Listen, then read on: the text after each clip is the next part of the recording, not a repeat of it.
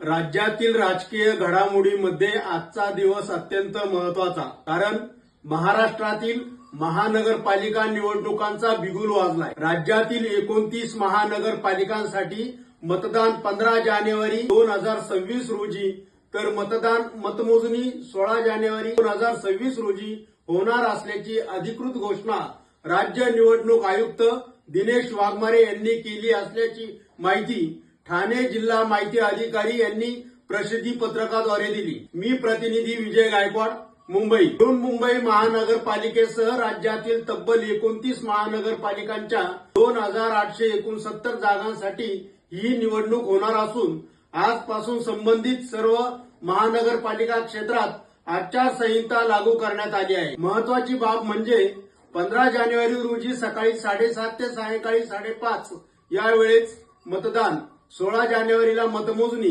ही संपूर्ण निवडणूक प्रक्रिया सर्वोच्च न्यायालयाच्या अंतिम निकालाच्या अधीन राहणार आहे।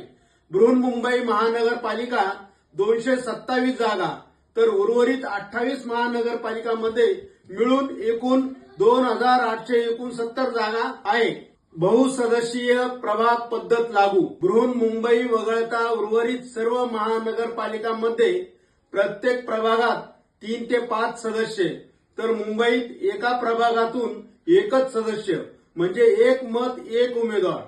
नामनिर्देशन प्रक्रिया ऑफलाईन। महानगरपालिका निवडणुकांसाठी नामनिर्देशन पत्रे पारंपरिक ऑफलाईन पद्धतीनेच दाखल करावी लागणार आहेत। राखीव जागांवरील उमेदवारांसाठी महत्वाची सूचना: जात प्रमाणपत्रासह जात वैधता प्रमाणपत्र आवश्यक नसल्यास अर्जाचा पुरावा आणि 6 महिन्यात वैधता सादर करण्याचे हमीपत्र बंधनकारक, अन्यथा निवड रद्द होणार। मतदार संख्या तब्बल 3,48,00,000 अधिक, पुरुष 1,81,00,000, महिला 1,66,00,000, इतर 4,596। 39,147 मतदान केंद्रांची उभारणी, पुरेशा प्रमाणात ईव्हीएम यंत्रांची व्यवस्था। मताधिकार मोबाईल अॅपद्वारे मतदार आपले नाव, मतदान केंद्र आणि उमेदवारांची माहिती मोबाईलवरच पाहू शकणार। दुबार मतदारांवर विशेष लक्ष, संभाव्य दुबार नावांसाठी विशेष चिन्ह घरोघरी पडताळणी आणि मतदानाच्या दिवशी कडक तपासणी। ज्येष्ठ नागरिक, दिव्यांग, गर्भवती महिला यांना विशेष सुविधा, रॅम्प, व्हीलचेअर, पाणी, सावली, शौचालय, पिंक मतदान केंद्राची संकल्पना। प्रचारावर निर्बंध।